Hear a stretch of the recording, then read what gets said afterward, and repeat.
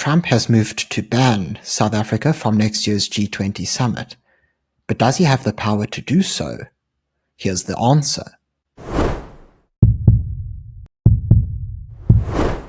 So South African social media is alight once again due to the rift between South Africa and the US, with Trump calling to ban South Africa from next year's G20 summit.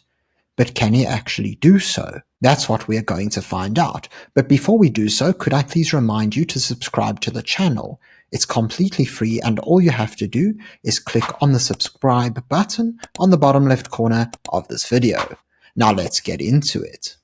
So let's start by looking at the Truth Social post that started this whole social media flare-up. So, if you want to read the entire quote, it's pretty easy to find it online at this moment in time, but I'm going to focus on a specific part of Trump's address, which is where he explains, "At my direction, South Africa will not be receiving an invitation to the 2026 G20, which will be hosted in the great city of Miami, Florida next year. South Africa has demonstrated to the world that they are not a country worthy of membership anywhere, and we are going to stop all payments and subsidies to them effective immediately. Thank you for your attention to this matter."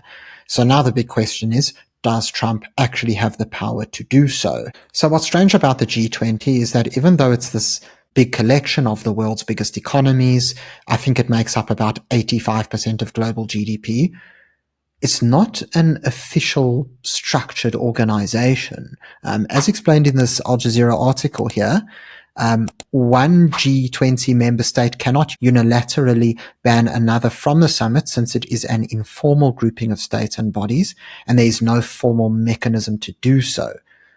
Still, Trump could potentially deny US visas to representatives of South Africa, thereby banning them from the country and, by extension, the summit.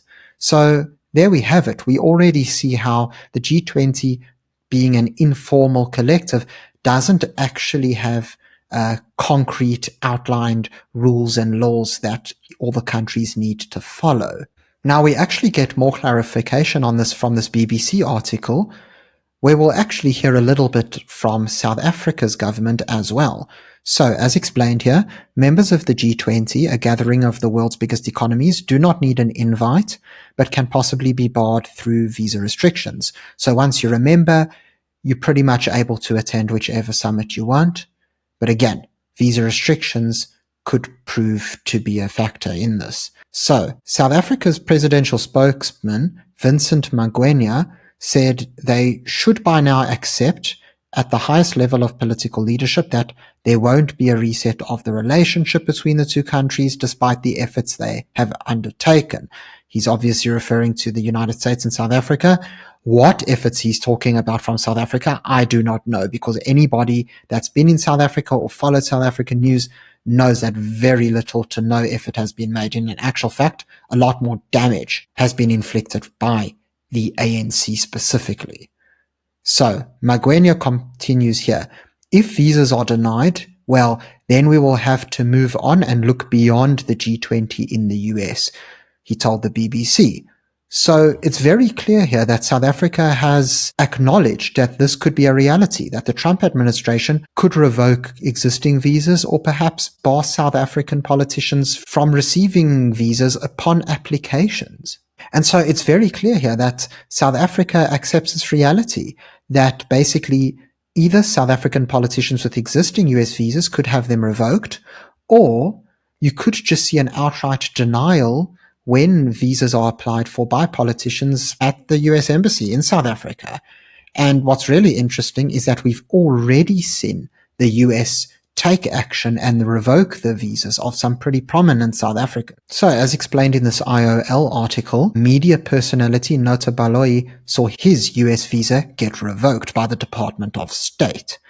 So if we go into the article, we see here that the Department of State issued a very strongly worded condemnation, and this was due to Baloyi publicly supporting or celebrating the assassination of conservative commentator Charlie Kirk. And as they explained in their post, the United States has no obligation to host foreigners who wish death on Americans.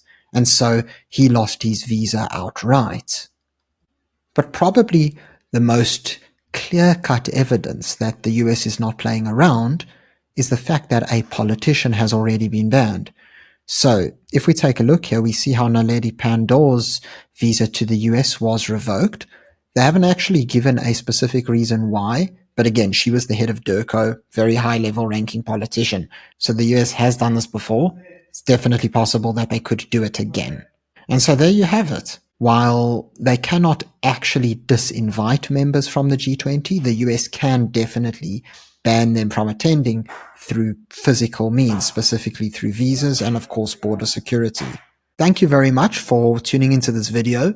If you found it informative, please remember to subscribe to the channel for more content. Until next time, I'm Matthew Cohen, and this is the Power Pod.